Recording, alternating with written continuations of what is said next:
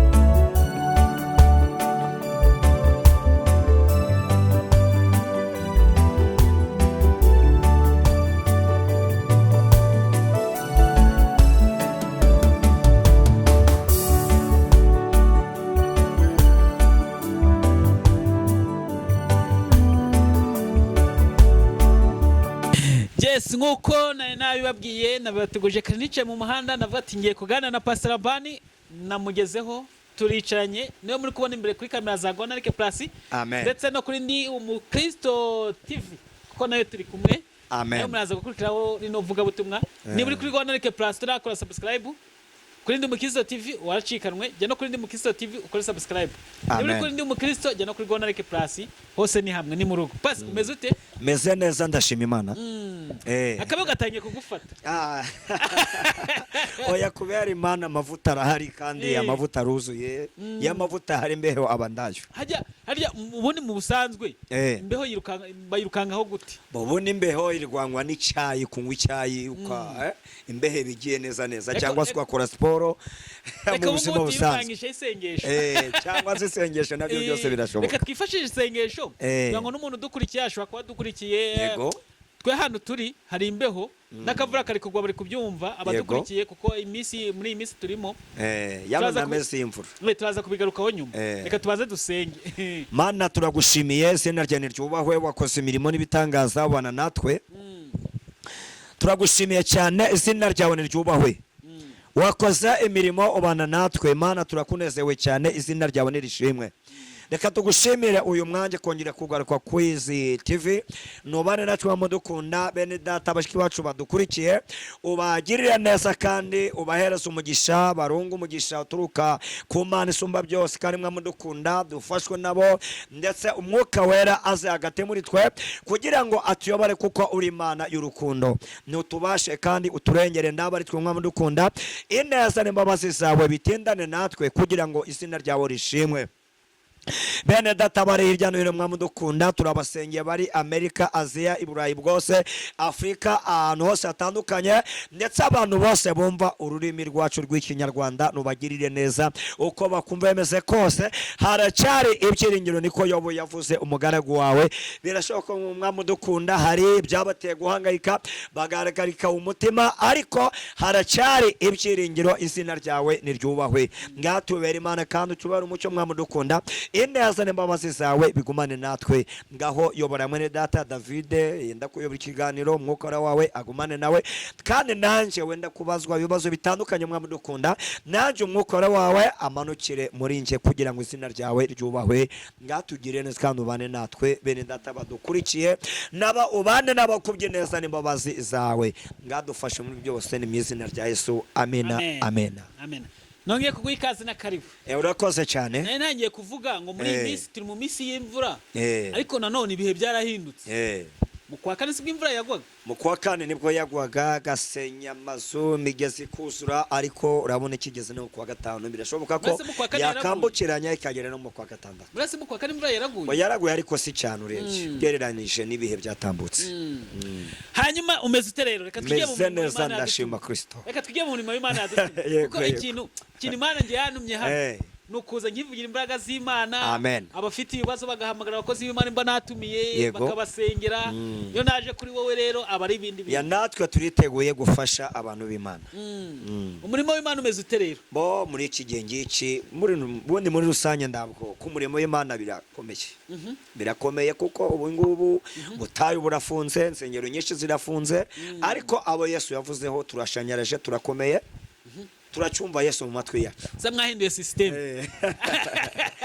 Ubundi Bibiliya cyangwa se abanyarwanda bacu mwaravuga ngo iyo abarinzi bagiye inama n'inyoni zijya inama. Abarinzi bagiye inama ko bararinda ibigori cyangwa ko bararinda imyaka yabo, ariko inyoni nazo zikajya inama. Niko bimeze. Abantu bavuga ngo bahinduye system ku ma TikTok, ku ma YouTube, ma live, abandi ku ma Zoom. We ahantu ntabwo urahamenya? Anje mfite urubuga rwa Zoom, duhuriraho groupe yanjye twa kuko ndajambo Imana ivuga ngo rihere. Kuko na jambo Imana ivuga ngo rihere. Basenga ryari na ryari? Dusenga kuwa kabiri, kuwa kane no kuwa gatandatu yeresa 2 za nijoro.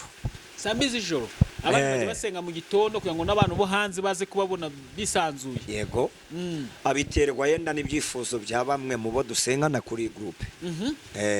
Hanyuma abantu benshi bagenda bagukurikira hano kuri Gonareke Plus, n'abantu bagiye bakumenya haba kuri ndi mu Kristo no kuri Gonareke Plus, bagiye bamenya umupasiteri kubita bazima bakagenda batareba no kubahasha tukabakura menyo.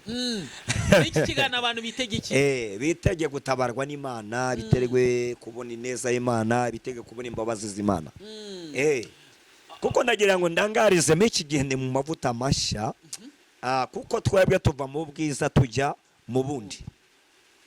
Tuva mu bwiza tujya mu bundi. Ubwo rero ungurikira akaringaniza umutima we, akizera, akekwana gita ku ijambo. Ndakurahiye ndandwara nimwe yatunanira duhagararanye na Kristo. Ubushize ubwo twe twaganiriye uri mu gihe cy'amasengesho. Yego, y'imisi 3. Imisi 3. Byagusiza amahoro? Ukavuga ngo byanyongeye imbaraga. Byanyongeye imbaraga kuko iyo dusenga ubundi dukuramo ibintu bitatu bitwongera imbaraga, bikaduha ubusabane n'Imana, kandi biturinda burya n'indwara zataka umubiri, imivuduko, ngo bya diabete. Buriya nabyo ubwabyo biradufasha David, niba mutabizi. Cyane hari indwara bituvura Andregite. Apasi reka noneho tuhite twinjira mu kiganiro nyirizina turebe umusaruro. Nkawe ubona umusaruro uhagaze ute muri iyi minsi mu buryo bw'iyobokamana ku bantu baza bakugana se? Iyo naje kugusura ubona bimeze bite? Tubwire. Bongewe ku ruhande rwanjye kuri kote yanjye, iyo ndebye mu murimo w'Imana, n'ubwo insengero zifunze, n'ubwo ubutayo bufunze, ariko mbona bakizwa. Icyo ni icya mbere, mbona abantu bihana. Icyo ni icya kabiri, kandi icya gatatu, mbona Imana idukoresha imirimo n'ibitangaza. Mbona senga rwose ngabona byakunze, ngabona Imana yambaye ukuboko kwiza ko gukiza indwara, ko gusenga rwose akagira ibintu binyeganyega, ibyari bibazo bikaranduka bikavaho, Imana yashikihesha icyubahiro. Nje mu yane magambo ntabwo ndi mu gihombo. Ntabwo ndi mu gihombo, ndi mu nyungu nyinshi. Niko bimeze rwose. Ubwo twarukanaga hari ikiganiro twigeze gukorana. Yego. Nibuka ariko n'icyakari kuri Gonareke TV. Hashize iminsi ikiganiro nawe urakizi. Ubwo twe twavuze ku bantu baguhamagara bakugerageza, ubu ngubu bihagaze biti? Nyine buriya urabona hano kuri social media dukurikirwa n'abantu batandukanye, abapagani, abakristo, ingeri zitandukanye. Hari uhamagara rero avuga ngo tabano ni babandi batubwiye, kandi nanjye muhamagara numve wowe meze ariko ngiye amamagara ngerageza mbita mbibona, kandi burashobora kumpamagara kabiri gatatu angerageza itaracamo itaracamo, ariko undi wahamagaye afite kuzavuga ngo shingiye kwa aya magambo ngiye kuyubakaho mbona Imana, yamamagara rimwe pa, yamamagara kabiri pa, bikaba byakunze tukavugana akabona igisubizo cye.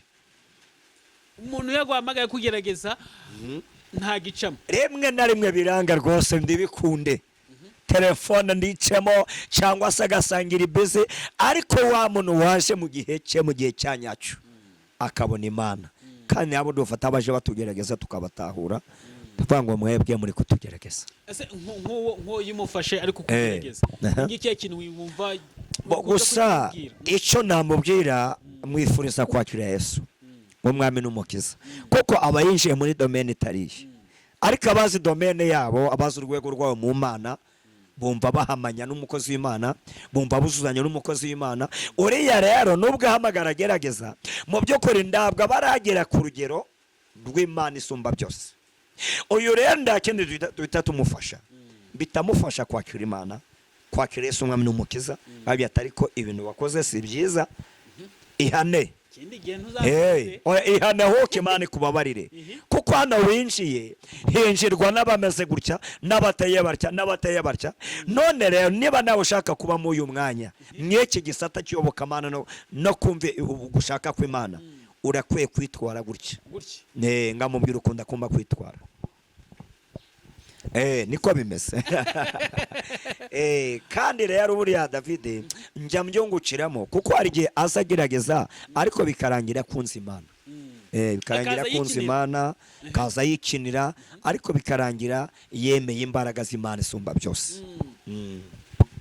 Pasa nk'umuntu wakijijwe kera, yego, umaze igihe kirekire mu ibintu bya mwene Mariya, reka bivuge gutya, ni mwene Mariya rwose.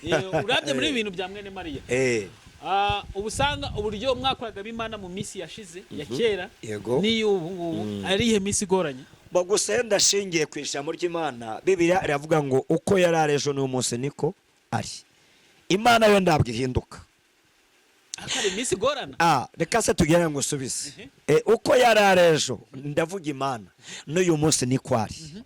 Imana yo ndabwo ihinduka. Uko twebwe abantu twe duhinduka, n'ibihe bikaduhindukana. Ubwo rero iyo ibihe byahindutse, twiga gukorana n'ibihe. Twiga gukorana n'ibihe. Kuko niba uyu munsi ubutayu ari hatari, niba ubutayu ari danje, twiga ubundi buryo rero bwo gusenga, tugahura n'Imana, abantu bagahura n'Imana, Imana ikihesha icyubahiro. Kandi noneho niba uyu munsi yenda bitakigezweho ngo duhere mu gitondo saa moya tugeze saa 12, twecaye mu rusyo rwo gukorera Imana, abantu bagahura n'Imana, bagasabana n'Imana, Imana igahabwa icyubahiro. David, twamaraga n'icyumuri tuzirikiye mu rusengero, twicayemo, ubuyobozi bwacu batubwira iby'Imana kuwa mbere, kuwa kabiri, rwose pe ugatara ukundi bimeze. Ariko muri iki gihe imibereho yabaye danje, buri kimwe cyose cyabaye hatari. Niyo mpamvu rero turapima tukareba, ese niba ari iminsi ibiri turayisenga duti? Umunsi wa mbere turirirwa mu rugo cyangwa se tujye mu tuzi dutandukanye, umunsi wa kabiri kwa rugusoza babano turabahuza, baze twirigwane nabo, twubahiriza ijambo ry'Imana, Imana igahabwa icyubahiro. Natwe rimwe mu mikorere twagiye duhindura, hari strategie twagiye duhindura, ariko mu maso y'Imana yerukwiri yo ntirahinduka. Yerukwiri ntabwo yigeze ihinduka, iyo iracyari seriye. Wevuga ngo iterambere ni twebwe, ni twebwe abantu, ariko Imana yo nta terambere. None se niba itararemwe uri kugendana, ariko bivuga ngo ibi byose tubona iriho byari biriho, iriho byo byari biriho. Ntabwo rero Imana ngo itere imbere n'ibi byacu tubara ngo imyaka ngo tugeze ngo 2025 ni ibyacu. buri Imana ibyo ibyo ni ibyacu. Niyo mpamvu ijambo ry'Imana rivuga ngo umunsi umwe mu bikari by'inzu y'Uwiteka ungana n'iminsi 1000 ahandi kavuga ngo umunsi umwe ku Mana ngungana n'imyaka 1000 yashize cyangwa se imyaka 1000 ni umunsi umwe mu maso y'Imana. Niyo mpamvu rero rimwe twebwe ibyo tubara hari Imana abatari kuri kubara ngo uyu munsi nshobora kubara ko mfite imyaka 46 ariko mu bwami bw'Imana ngaba ndarabaho niyo mfite ariko mu bwami bw'Imana Imana ikabara ko maze iminsi 3 ndiho bya bintu bavuga ngo umunsi umwe ku Mana umunsi umwe ku Mana ni imyaka 1000 yacu kuri twebwe ku Mana Imana yo bwayo ifite uburyo ibiparataja igenda iri kubibara ngobo umuntu ashobora kudukurikira hano muri minota 25 turi bumare cyangwa se 30 cyangwa 15 biraterwa kano kanya dukurikiye mweye minota Imana ikabona ngo umuntu wasenze iminsi 3 ikamubona ngo umuntu wasenze iminsi 3 kuko uko Imana ireba siko twebwe tureba uko Imana yumva ibintu siko twatubyumva. Niyo mpamvu twebwe abantu iteka ryose turastaragoringa cyane bonde tubaho ko by'imbabazi z'Imana tubaho ko bwo gushaka kw'Imana tubaho ko bwo buntu bw'Imana ariko iteka ryose umugambi w'Imana Imana ishaka abantu bakura bakagera ku mitekerereze yayo bakagera ku rwego rwayo bonde niwo mugambi wa Yesu nuko dukura tukava ku rwego rw'abantu tukazamuka tukajya kuri karite yo gutekereza ng'Imana.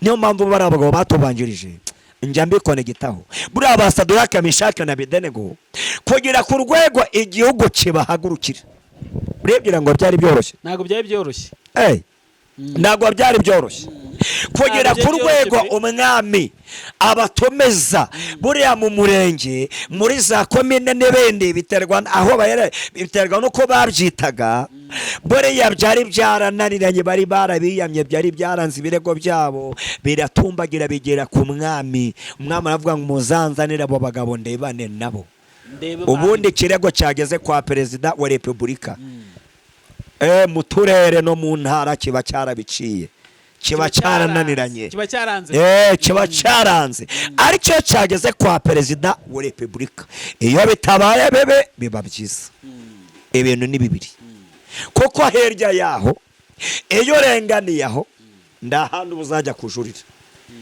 niba ari etaje barayijyanye ndakundi niba ari famu baritwaye ndakundi biba birangiye bariya rero nabo byari kuba bibi cyangwa se byiza ni rwo rwego byari bigeze harakwara ugupfa no kubaho ariko basubiza umwami bati Imana dukorere ibasha kudukiza ariko nubwo itadukiza hari icyo twumvise hari icyo twamenye ntabwo dupfukamira ibigirwamana byawe sefene kandi aho bari barangije yere mitekerereze rero ni urwego rw'ubumana ntabwo umuntu upfuye kubaho yabitekereza none se mumbabarire kuvuga gutya niba uyu munsi nshobora gutinya ko ubutayu bubujijwe niba nshobora gutinya n'enjyayo ko bari bumfunge so kumfunga se ngarya ku mbungure z'igihugu niba nshobora gutinya hajya bazanye ingota harya bacanye umuriro watinyuka hari bari abagabo ntabwo bari basanzwe niyo mpamvu uyu munsi ni ba Mujijyanino iyo byerekeye niyo bajya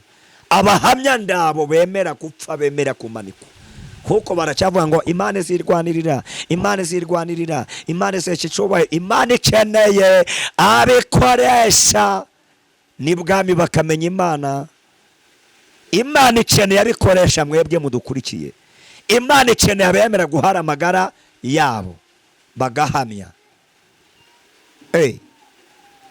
yigeze nsoma ijambo rimwe ba Petero yego arimo n'umugabo witwaga niba ari Agabo ntabwo ngibuka neza. Ngo Pawulo yavuze Imana, amaze kuvuga Imana, ngo Agabo aravuga ngo uzi ko hari yashigaje gake ukanyemeza iyo Mana yanyu. Niko yavuze. Hari habuze, nshingiye byo uvuze, habuze gace ngo nanjye unyemeze iyo Mana yanyu. Pawulo aramusubiza ngo nubwo tabyemera uyu munsi cyangwa se nubwo tabyemera mu maso y'abantu, ariko mu mutima wabyemeye, nuko hari icyo utinya. None Imana rero ikeneye abantu bahara amagara yabo. Iyo Kristo adahara amagara ye ngo yemere kuza mu isi y'ibyaha, bo ni mu bamarayika, bo ni mu ijuru habaye abantu 7 cyangwa se imitwe 7 bakoze kuwa mbere w'ibizima, atinya kwa bose twebwe tuzavuga ngo urera urera urera.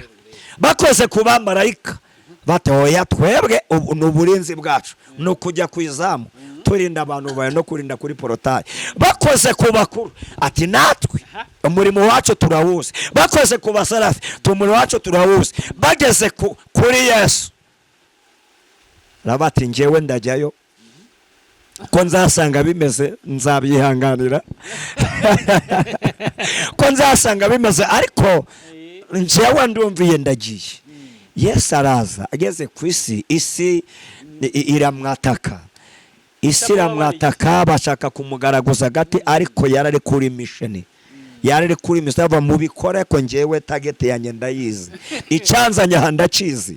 Haleluya, ndafashijwe. dukomeze reka nanjye ngavuge gakeya. Hari abantu bajya bitiramo story bakavuga ati ntabwo ni story, ni kuyanga abantu nyine babaye bisekera cyangwa se bari ukundi kuntu babaye. Bajya bavuga ngo kubera inkoni nk'abantu twakubise Yesu, ngo yaravuze ngazagaruka, ngako ngo tekeza ko yatinye kugaruka, ngo kubera inkoni twamukubise azagaruka, kandi n'uyu munsi yagarutse, kandi yaratinye kugaruka kubera inkoni bamukubise. Yaragarutse aho kono kabone batarabimenya. Ubundi abantu bamenye ibi iteka ryose Yesu aragaruka. Mo yatinye kugaruka kubera inkoni bamukubise, ya misumari, wa makamba y'amahwa, oya ndabwo Yesu bamuhase, yabihisemo atazi byari ko Imana yari ifite ikindi igomba gukora henda hirya ya Yesu. Yesu abyemera ngawe, aza mwese azi icyo aje gukora. Anyura mu mateso avuga ngo ibi nibyo byanzanye ku isi. Ndibuka asezerano ko begesha bavuga ngo umurimo wanzanye mu isi urarangiye, urasoje. Ngomba ra gusubira ku wandumye, ariko mwebwe musigaye mu kigwe cyanjye, kandi umufasha naza azabashoboza, azabereka ibyo mukwiye gukora. Naho Yesu nagira ngo mbwire abantu, n'uyu munsi yaje, n'ejo azaza, kandi tujya tubwira abantu ngo niba imberuka itinze n'urupfu rurahari. N'urupfu rurahari. Runo rupfu rero iyo Yesu yaje, iyo runo rupfu rwaje, ni Yesu ba yaje. Kuko ibyo wakoze urupfu rutaraza nibyo biguherekeza. Ibende byose wakura hirya urupfu ndacyo byaba bimaze. Njya numva ngo abantu ngo bagira ngo misango z'abapfuye, ngo gusabira abapfuye, nakuno tujya gushingura, n'ubundi tuba tumuherekeje Gikristo, ya mirimo yakoze agihumeka niyo tugera tugahamya kugira ngo abandi baraho bayegeraho. Ariko hari ndaco mba nokora kuwapfuye ndaco bya bindi yakoze agihumeka. Ibyo ngibyo nibyo bigenda bimuherekeje, ni nabyo tuvugaho kugira ngo abasigaye bizere. Ariko nyuma ngo uramuntu bagira ngo misango zo gusabira abapfuye, ngo bafite ngo bamutagatifu runaka, ngafite ngo mutagatifu wapfuye kera, ufite daimoni, ufite nyabenge, ufite nyabenge werahuriye wenda byose. Kuko iyo mwise mutagatifu ese afite ubuhamya busa buti. Bono mutagatifu dufite hano ku isi twebwe twese ni Kristo. Ni Kristo, uwo niwe watsindiye ibendera ry'ubukristo, niwe watangaje imirimo yo gukiranuka. Igihe cyose, imyaka yose 33 yamaze ku isi, ndacyaha cyamugaragayemo. N'abamushinyaguriye yarababariye, n'abamubambye yabahaye imbabazi. Hanyuma Pastor, hari abantu badukurikiye hano, bamwe bashobora kuba baryamye bari mu bitaro, abandi bashobora kuba bari mu modoka ariko bafite ibibazo bigiye bitandukanye. Hari abantu badukurikiye mu ngeri zigiye zitandukanye, ariko na buri wese n'ikibazo cye afite. Rimwe na rimwe ukavuga amagambo nk'ayo bakavuga ati ni bya bindi by'abapasiteri bamenyereye kuza bakatubwira amagambo, ariko by'akanya gato n'ubundi tugakomezanya ibibazo byacu. Niki wababwira abo bantu babuze ibyiringiro, babuze kwizera, bumva badafite amahoro? Kuko cyane cyane uko tubona umuntu inyuma siko abagaragara imbere ku mutima, abafite ikindi kintu kimuremeje. Yego, niki kintu wababwira? Gusa ikintu nababwira, Yesu ariho kandi yahozeho kandi azahoraho. Ibiganza bya Yesu biracyakora ibitangaza. Imirimo ya Yesu ni ukutugirira neza. Ikintu nababwira, abantu bijya babifata nk'ibipindi, bakavuga ibintu byabo n'abapasiteri. Buriya uyu munsi turi mu gihugu cy'u Rwanda, leta yacu ngo ni leta y'ubumwe. Hari imico badutoza, turi intore, hari tugomba kugendera ku murongo. Hari umurongo tugomba gufata. Yego, hari umurongo tugomba kugendamo kandi tutagomba kuwurenga. Kristo rero nawe afite indangagaciro aduhereza, kandi burya no kwa muganga ikintu nakibwirira abantu, ushobora kuba uri muganga umurwayi bakamukuzanira yarembye, ibintu bikomeye, ariko uburyo mubwiye neza, uburyo wakira umurwayi neza, mubwira ngo humura urakira, humura ntushenge ngiye kugutera, ye namite ngwandikiye erebo gufashe, uriya murwayi akava kwa muganga akize. Ariko ushobora no kumwandikira umuti ukiza kandi wizeye, ariko uburyo wamwakiriye, uburyo wamufashe, amagambo wamubwiye, abana agatakaza kwizerana, wa muti ndugira icyo umumarira.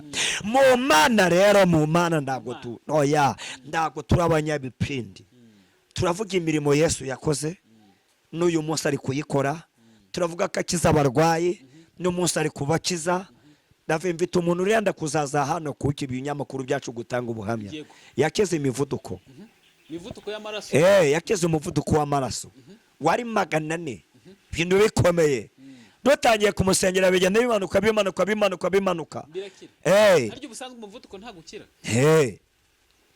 Ushobora gukira ariko bigoranye.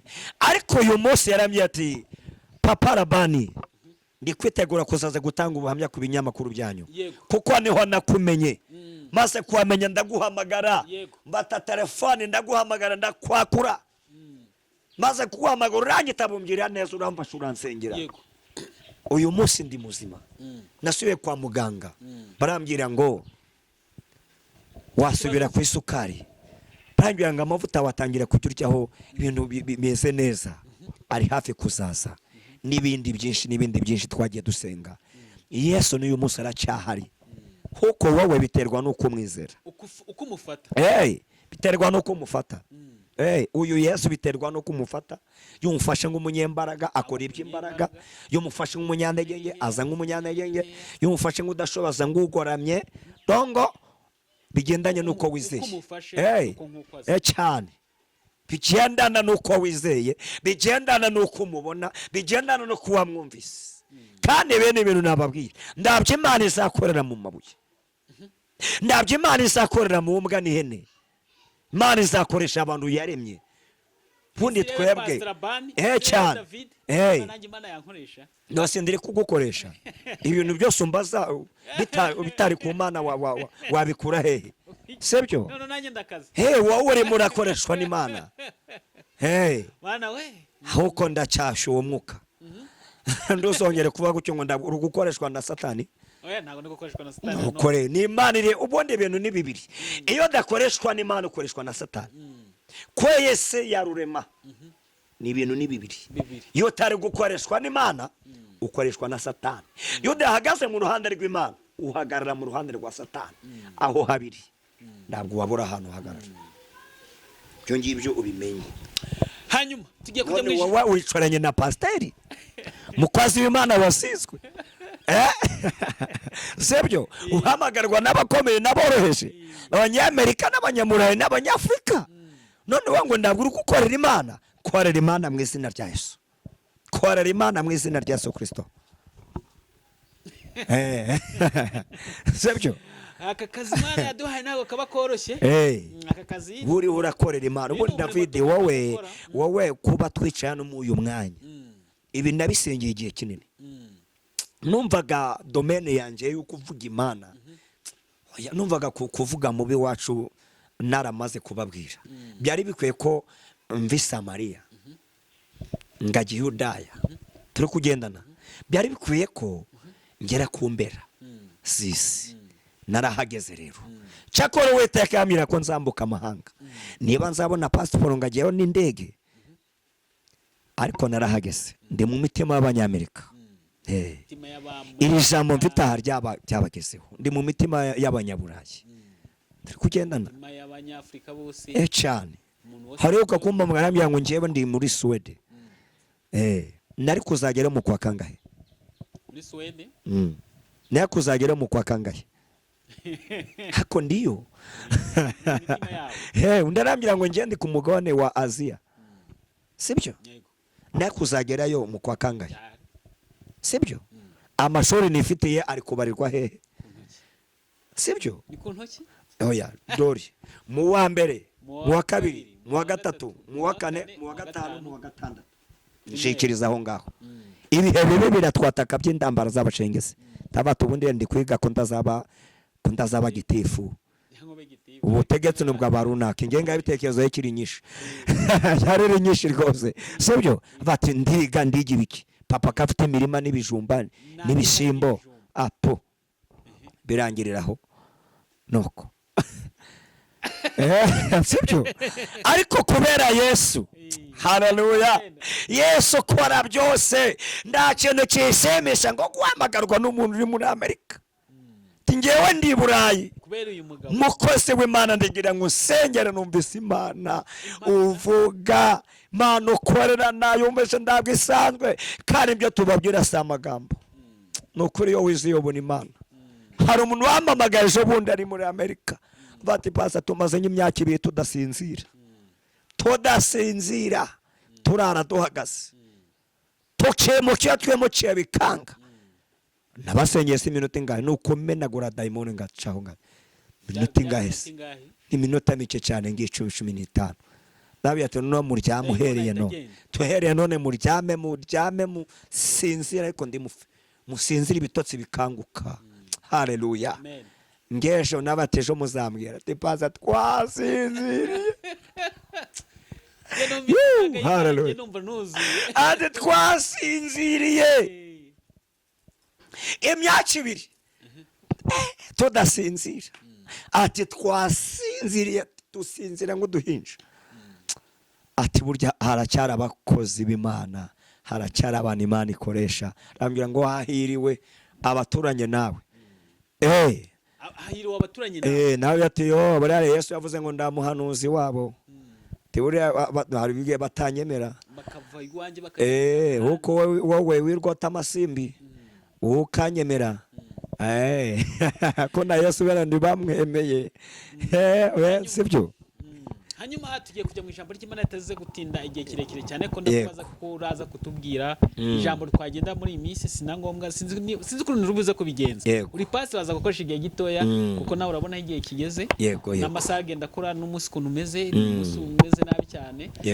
Hanyuma pasi umukisi w'uyu munsi mu masegonda make nk'amasegonda 10-15. Umukisi w'uyu munsi dukomeze kumubwira ngo yitwara ute. Umukisi w'uyu munsi akomeze yizera Imana.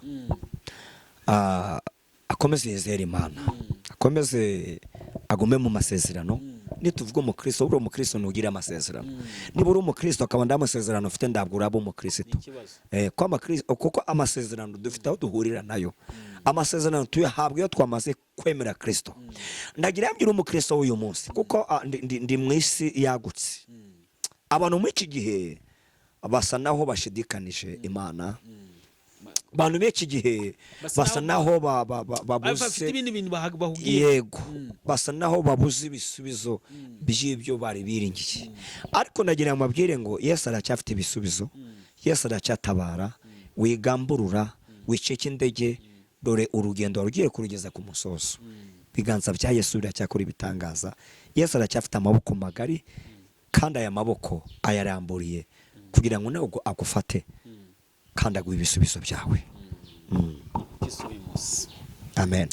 Hanyuma reka tuje mu ijambo ry'Imana na akanya gatoya kuko minota idageze mu 10 no gusoza byose 10 ntekeza kitagezemo nikara mu ijambo ry'Imana kuko ubizi n'abantu badukurikiye babizi hano iwacu ntago byaba ko twaganira tuvuga ijambo ry'Imana cyane cyane naje mu Gisenyi hari ibintu byinshi babigiye gukemuka binaciye no mu ijambo ry'Imana. Amen, amen. Gisenyi mu rugerero mu kagari ka rugerero. Amen, amen. Reka dukomeze no mu Zaburi ya 30 na gatanu turasoma ku murongo waho wa mbere. Murongo wa mbere haratubwira ngo Uwiteka burana n'abamburanya rwana n'abandwanya enda ingabo nto nini uhagurukire kuntabara kandi ushingure icumu mu ntagara wimimire abangenza ubwira umutima wanjye uti ninjye gakiza kawe abashaka ubugingo bwanjye bamware ubagira igisuzuguriro abajya inama yo kungirira nabi basubizwe inyuma bakorwe n'isoni. Mwakira ijambo ry'Imana. Shote z'Imana kandi shote za Yesu. Iyi ni Zaburi ya Dawidi. Yongeze kuri umugabo Dawidi ngibuka amateka ye uburyo twayabwiwe n'ijambo ry'Imana, ngibuka aho yavutse, ngibuka atoranywa, ngibuka aho yarari, nasobanukiwe ko ndahantu kuri Imana itakura umuntu. Namenye ko ndakure cyane Imana itageze umuntu.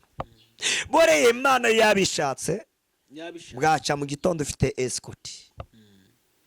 Imana ishimwe cyane. Imana yabishatse bwaca mu gitondo ufite escort. Hano ijambo ry'Imana tubwiye ngo Imana irwanya abaturwanya, ehega baduhega, esengora amacumu bari bashinze kuza kuturwanya.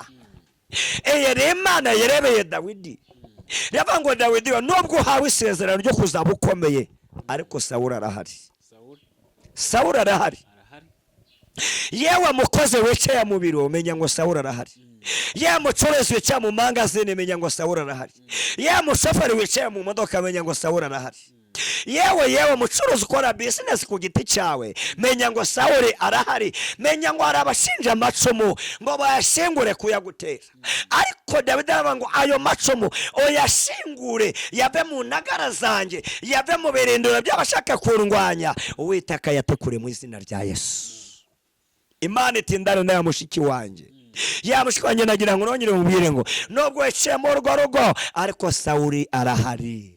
Sawuli arashaka gusenya urugo, Sawuli araguhiga, Sawuli arahiga abanyamasezerano. Mana kitwegere kandi itindane natwe kuko Sawuli afite ishari, Sawuli afite ubwoba, yicuza abaco. Mana ishimwe cyane. No mangwe byiriyane oyahumura elephone degree ibiganza bya Yesu biracyafite imbaraga. Maboko ya Yesu aracyaturira ibiremereye, aracyaterura ibiremereye. Maboko ya Yesu aracyari magari, byakura ku byafu gakura ku byakure kugira ngo utabarwe. Mana twegere kandi tindane natwe. Murongo wa mbere ngo Uwiteka burana n'abandwanya rwana n'abandwanya eni ngabo ndo nini uhagurukire kuntabara kandi ushingure icumu mu ntagara wimimire abangenza. Uwiteka arakurwaniriye, yewe mukobwa arakurwaniriye, yewe mugabo arakurwaniriye. Imana cyabwa icubero, ye muyobozi bwawe arakurwaniriye. Ibibazo ufite dore mbivuzeho urabifite elevo. Hatabaye imbaraga z'Imana ejo bundi byakujugunya hanze. Hatabayeho ubutware bw'Imana ejo bundi wamwara. Ariko Uwiteka aravuze ngo ndawuzamwara mu izina rya Yesu. Neko avuze hari amacumu yagiye kuvunika bari bagurikiye kugutera. Ndawuzamwara mu izina rya Yesu. Ikomeze ku Mana kandi bari yo wiringira. Nimwakire neza ijambo ry'Imana. Hanyuma urakoze pastor kubw'ijambo ry'Imana tugejejeho. Amen. Ijambo ry'Imana mba numva nguwe neza, umutima wanjye unezerewe kuburyo abantu batabyumva. Amen. Amen. Pastor niba abantu bankurikiye baze kunyandikira muri comment babimbwire, ngewe sinjya nkora ikosa ryo kuba naganira n'umuntu ijambo ry'Imana rikabura. Wasanga ariyo n'impamvu Imana iduha umugisha. Ibi minota mike ariko ibiri ijambo ry'Imana. Nubwo no tuba twaganiye biba bijambo ry'Imana mu biganiro, ariko yabyise dusomye Bibiliya. Yego. Abantu nabo bagende babyumve neza.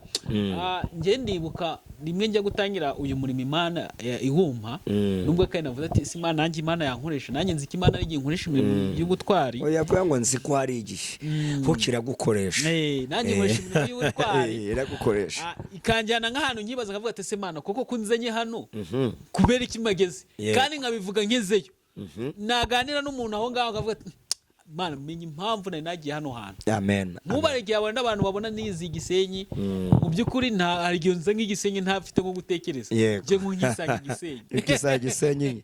Kuko uba wahayobowe n'Imana kugira ngo ujye kugira ibyo ukorayo abantu bazafashwe kandi bazunguke mu buryo bw'umwuka. Iki nanye kuvuga rero nje nibuka umuntu ambwiye ati rero ngiye gukora gutya.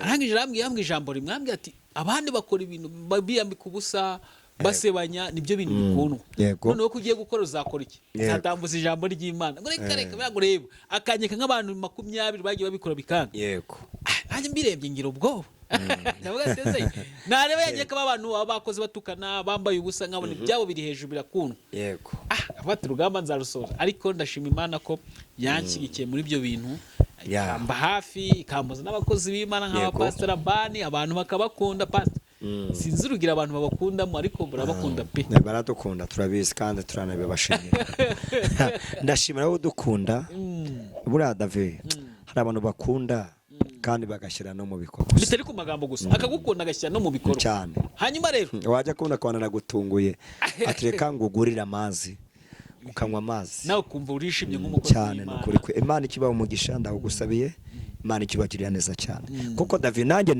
narahiye kurya tukeya ngaryama hakiri kare nganyurwa ntabwo ndi bantu basaza ngo bacyatsi ngo banze ngo sevinga amadolari 500 ngo mane ngusengera ukire nzagusengera Imana nibishaka uzakira nyuma yo gukira zavuga ngo Mana ndakwiye gushima. Hanyuma rero tugeze muri kakanya keza abantu mukunda muri benshi akanya abantu bamutegereje muri benshi rimwe na rimwe mugategeza igihe kirekire Pastor bra nkuko ubibona ubu ntago ngitanga nimero zanyu najyaga nzitanga kwa ko nimero yanjye yabaga ari hafi kugira ngo igaragare ariko ubu nkubu reka ngubwize ukunda ikintu kihari ntago ntanga nimero zanyu no si baguhamagara yanjye ayibuze akaguhamagara ndi wayitanga ntayitanga ariko ntago bazibura ahubwo ikibazo kiba kihari baranyandika ati ko twahamagaye Pastor uyu n'uyu akaba atabonetse neza akavuga ati rero mutegereza araza kuboneka uzi impamvu nabivuze mbere barazaga bakareba ikiganiro bakagicamo hagati nimwumviye nimero yego ndibasoza ikiganiro aho namaze iminsi mbabwira ati nimero tuyishyira mu kiganiro inyuma dusoje basigaye bagenda bakumva ikiganiro cyose bakagisoza urumva umuntu atari intwari n'indwari zaba akeneye gukira turanamushimiye hano ubundi umuntu wumvise ikiganiro akagisoza ubundi biherana mu kwizera yumvisha agace gato gahita ujya hirya hari iby'ingenzi ubusimbutse nubwo rero wamamagara sinzi ndabwo ubuze ikiguteye kumbamagara ariko banze kurikira yego uwo muntu ahitaga mvuga ati burya rero ushobora kutakurikiye ikiganiro cyose wakurikiye akantu gatoya nabanje imbere ariko ntabwo wakurikiye ikiganiro cyose ibyo rwose niyo mpamvu rero uyu mwanya umuntu ugeraho yewana njye kintu navuga ni kimwe niba ugeze kuri uyu mwanya twaba tugiye kuguheza nimero yawe tangira uvuge ko ugiye gusubizwa kandi ubyizere uhamagare Pastor Rabani ubundi usubizwa amasezerano yawe ibibazo ufite bikemuka reka musabe aduhe nimero ye. Amen. Inimero ni 07822453 826 iboneka no kuri WhatsApp. Imana ikibagirira neza cyane. Nimuduhamagara muri mu mwanya mwiza yiteguye kubatabara. Amen. Amen. Duseze n'isengesho. Mana turagushimiye izina rya niryubahwe. Wakoze imirimo ubana natwe izina ryawe nirishyirwe hejuru. Sengeye uyu mwene data, sengeye uyu mushiki wacu, sengeye uyu mukobwa, sengeye uyu musore. Mana abana nawe kandi umugirire neza. Situation arimo muri iki gihe ntabwo ari nziza ariko nyemerera ubane nawe. Arafite byinshi bimubagaritse umutima ariko nyemerera data mwamuhoraho urwandane nawe umubera Imana. Umubera umucyo, umubera igisubizo gituma akubwa neza azagaruka agashima. Ngano bane natwe muri byose umugire neza muri byose kandi mwamudukunda uhereza umugisha uyu mushiki wacu mwene data wadukurikiye aho ari hose umugire neza kugira ngo izina rye ryubahwe murengere muri byose umugire neza muri byose niko musengeye ku Mana niko dusenze Imana mu izina rya Yesu amen amen amen amen.